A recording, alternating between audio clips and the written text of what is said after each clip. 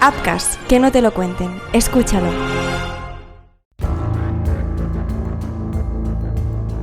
¿Eres un apasionado de las historias de crimen y misterio? Entonces, escucha este mensaje.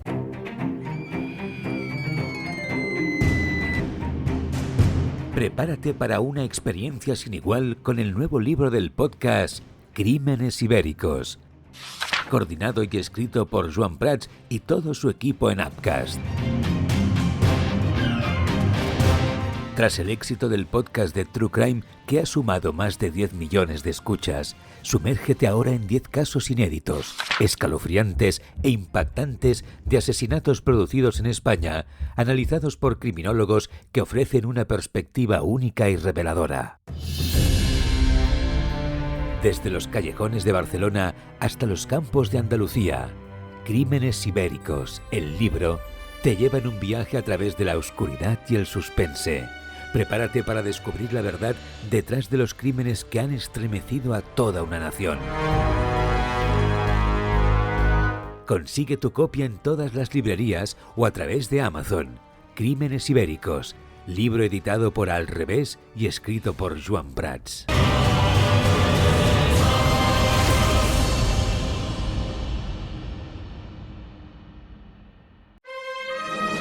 Apcas, que no te lo cuenten. Escúchalo.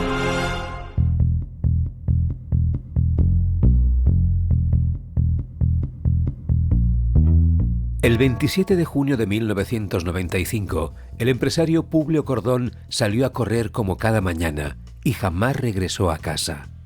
Lo que parecía una rutina inofensiva se convirtió en el punto de partida de uno de los misterios más escalofriantes de la historia criminal española. Secuestrado por los Grapo, mantenido en cautiverio en circunstancias inhumanas y utilizado como moneda de cambio en un oscuro juego de poder, su destino aún permanece incierto. Hola, mi nombre es Marc Trucco. Bienvenidos a Crímenes Ibéricos, un podcast de Apcas dirigido por Joan Prats y producido por Mar Jiménez. Empezamos.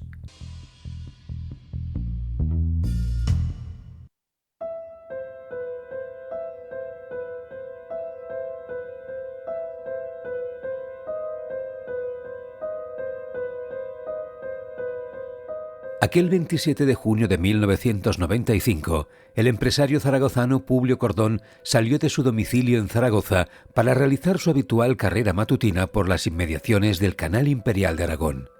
Eran aproximadamente las 7:30 de la mañana cuando, sin previo aviso, fue interceptado y secuestrado por un comando de los grupos de resistencia antifascista 1 de octubre, los Grapo.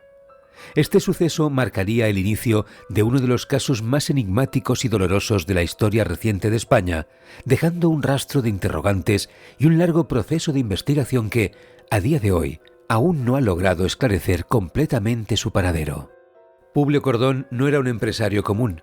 Su impacto en el sector sanitario privado español fue trascendental, ya que revolucionó la forma en que se ofrecían los servicios de salud en el país. Con la fundación del Grupo Hospitalario Quirón, introdujo estándares de calidad e innovación que transformaron la atención médica, haciendo de sus centros un referente en el ámbito hospitalario. Su visión empresarial no solo le permitió expandir su red de hospitales, sino que también influyó en la modernización de la sanidad privada en España, promoviendo un modelo de atención más eficiente y adaptado a las necesidades de los pacientes. Su éxito atrajo la atención de múltiples inversores y empresarios, consolidando su figura como uno de los hombres más influyentes en el sector de la salud. Su trayectoria lo había convertido en una de las figuras más influyentes del sector sanitario privado en España. Nacido en Zaragoza en 1937, su visión y empeño lo llevaron a fundar el Grupo Hospitalario Quirón, que se convertiría en una referencia en la sanidad privada del país. Su éxito empresarial se basaba en una combinación de innovación, liderazgo y una red estratégica de contactos que le permitieron expandir su negocio con rapidez y solidez. Sin embargo, su notoriedad también lo convirtió en un objetivo atractivo para grupos con fines extorsivos. Su rutina diaria era meticulosa y disciplinada. Desde hacía años, Cordón tenía el hábito de salir a correr temprano en la mañana antes de comenzar su jornada laboral. Aquella no fue diferente. Vestía ropa deportiva y corría sin saber que estaba a punto de convertirse en el protagonista de un crimen que conmocionaría al país. La elección del lugar del secuestro tampoco fue casual. Los Grapo habían estudiado sus movimientos con detenimiento y sabían que, en esa franja horaria y en ese entorno, habría menos testigos y menos posibilidades de intervención policial inmediata. Vestía ropa deportiva, sus zapatillas golpeaban rítmicamente el asfalto y su respiración, acompasada, se mezclaba con el sonido del agua del Canal Imperial de Aragón. No podía imaginar que, en las sombras, ojos atentos seguían cada uno de sus movimientos. A unos metros de distancia, un vehículo oscuro aguardaba al borde de la carretera. En su interior, los secuestradores se mantenían en completo silencio, vigilando a través de los cristales tintados. Sabían que tenía una ruta fija y que aquel era el punto perfecto para interceptarlo. Cordón sintió un leve escalofrío al percibir una presencia extraña, pero lo ignoró, concentrándose en su carrera. El sol apenas despuntaba, tiñendo de tonos anaranjados el horizonte, mientras él aceleraba el paso, inconsciente del peligro inminente. De repente, cuando giró en una curva, el ruido de un motor encendiéndose le heló la sangre. Un furgón salió disparado desde una esquina, cerrándole el paso. Cordón intentó cambiar de dirección, pero dos hombres encapuchados surgieron de la nada. Todo ocurrió en segundos. Un golpe seco en la espalda lo desestabilizó, otro en la nuca lo dejó aturdido. Sintió manos ásperas sujetándolo con fuerza. El suelo giró bajo sus pies y antes de que pudiera reaccionar, ya estaba siendo arrastrado hacia el vehículo. Las puertas traseras se abrieron con un chirrido metálico y, en un movimiento calculado, lo empujaron adentro. Apenas tuvo tiempo de gritar cuando una capucha gruesa le cubrió el rostro y sintió el frío de unas bridas apretándole las muñecas. La furgoneta arrancó con un brusco acelerón, el rugido del motor ahogando cualquier intento de resistencia. Cordón trató de luchar, pero su cuerpo, aún aturdido, no respondía. Solo el golpeteo de su corazón retumbaba en sus oídos mientras comprendía que su vida, en aquel instante, acababa de dar un giro sin retorno. El impacto del secuestro fue inmediato. A las pocas horas, la noticia comenzó a circular por los medios de comunicación, generando un clima de conmoción e incertidumbre. La familia Cordón, acostumbrada a la discreción y a la prudencia, se encontró de repente en el ojo del huracán, con periodistas acampando frente a su domicilio y una sociedad que exigía respuestas. Las autoridades, conscientes de la complejidad del caso, desplegaron todos sus recursos para seguir las primeras pistas, aunque pronto descubrirían que se enfrentaban a una operación meticulosamente planificada. Los Grapo, en su afán por financiar sus actividades terroristas, habían decidido secuestrar a una figura prominente del ámbito empresarial. Esta organización clandestina, fundada en 1975, operaba bajo una estricta estructura jerárquica con células independientes que evitaban la infiltración policial. Cada comando era responsable de sus propias operaciones y mantenía un sistema de compartimentación que dificultaba la captura de sus líderes. A lo largo de los años, los Grapo llevaron a cabo atentados, secuestros y robos con el objetivo de desestabilizar el sistema democrático y financiar su lucha revolucionaria.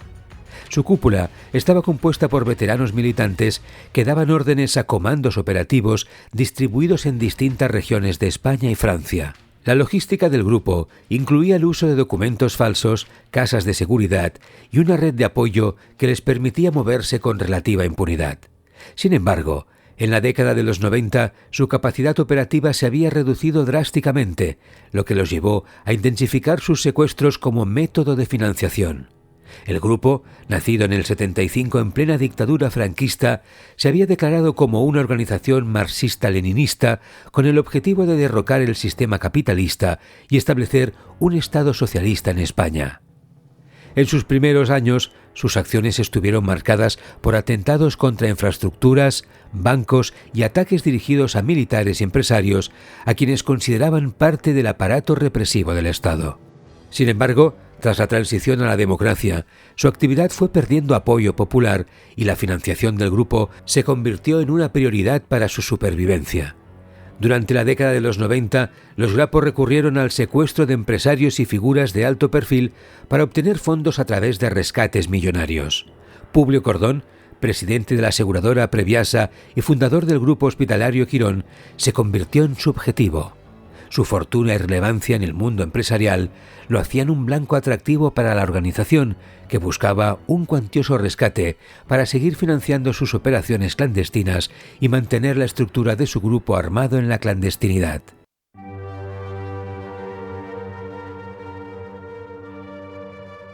El plan se ejecutó con precisión.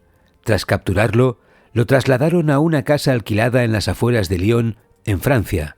Para ello, José Antonio Ramón Teijelo y María Victoria Gómez Méndez se hicieron pasar por un matrimonio de profesores españoles y arrendaron la vivienda donde mantendrían cautivo al empresario. La planificación fue exhaustiva, la elección de un inmueble apartado, la modificación de ciertos espacios de la casa para convertirlos en celdas improvisadas y un control riguroso de la comunicación con el exterior. En esta residencia, Cordón fue confinado en un armario empotrado de dimensiones reducidas, 1,71 metros de largo por 1,21 de ancho, ubicado en la buhardilla. Este reducido espacio lo obligaba a mantenerse en posición fetal durante la mayor parte del día, lo que provocó un deterioro progresivo en su estado físico. Durante su cautiverio, se le permitió redactar varias cartas dirigidas a su familia, las cuales eran supervisadas y censuradas por los secuestradores antes de ser enviadas. En sus misivas intentaba transmitir calma, pero entre líneas dejaba entrever la angustia de su situación. A medida que pasaban los días, la situación del empresario se volvía más crítica, con una alimentación deficiente y un entorno de constante vigilancia. Los Grapo habían calculado todos los detalles. Su objetivo era mantenerlo con vida hasta que el rescate fuera cobrado, pero sin permitirle la menor posibilidad de escapar. Durante semanas, los secuestradores siguieron un protocolo metódico de entrega de alimentos y control del espacio, asegurándose de que Publio Cordón no tuviera ningún contacto con el exterior. Este aislamiento absoluto, combinado con la incertidumbre sobre su destino, desgastó rápidamente su salud física y mental. Además, la falta de estímulos y la oscuridad del espacio cerrado donde se encontraba minaron su capacidad de resistencia, sumiéndolo en una desesperación creciente. Su resistencia física y emocional se volvió mermada día tras día, lo que lo llevó a un estado de profunda vulnerabilidad. La incertidumbre sobre su destino pesaba sobre él, incrementando su angustia a medida que los días transcurrían sin novedades. 2 días después del secuestro, los Grapo establecieron contacto con la familia de Cordón, exigiendo un rescate de 400 millones de pesetas, aproximadamente 2,4 millones de euros. La familia, tras recibir las cartas escritas por Publio, decidió reunir la suma solicitada, aunque las autoridades recomendaron actuar con precaución para evitar una posible estafa. El 9 de agosto de 1995, Carmen Cordón, hija del empresario, viajó a París junto a su esposo para entregar el dinero. 8 días después, el 17 de agosto, los secuestradores informaron que Publio había sido liberado, pero no proporcionaron detalles sobre su ubicación. Nadie sabía si aquella afirmación era cierta.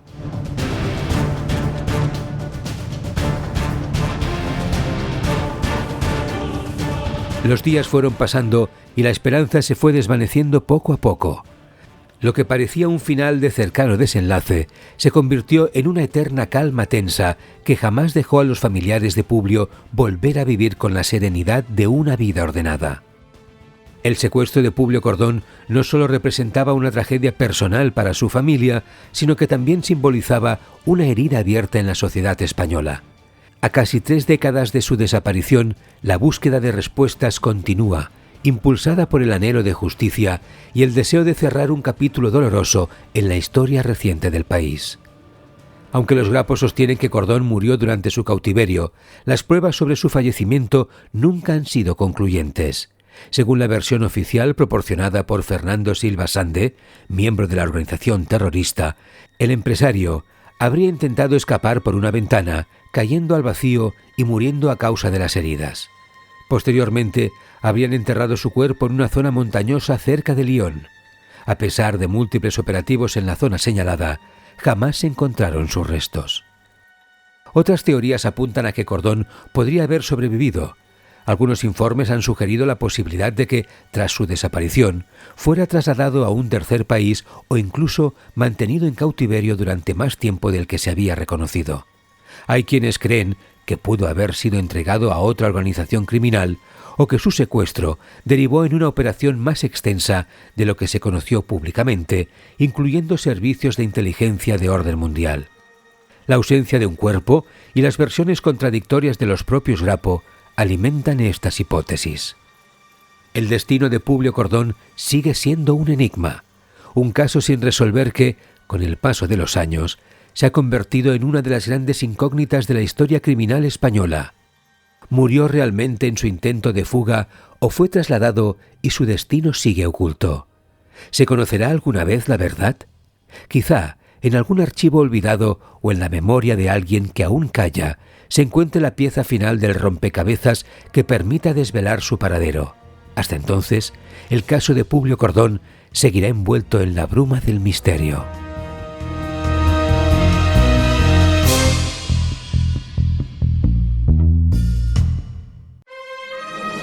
Apcas, que no te lo cuenten. Escúchalo.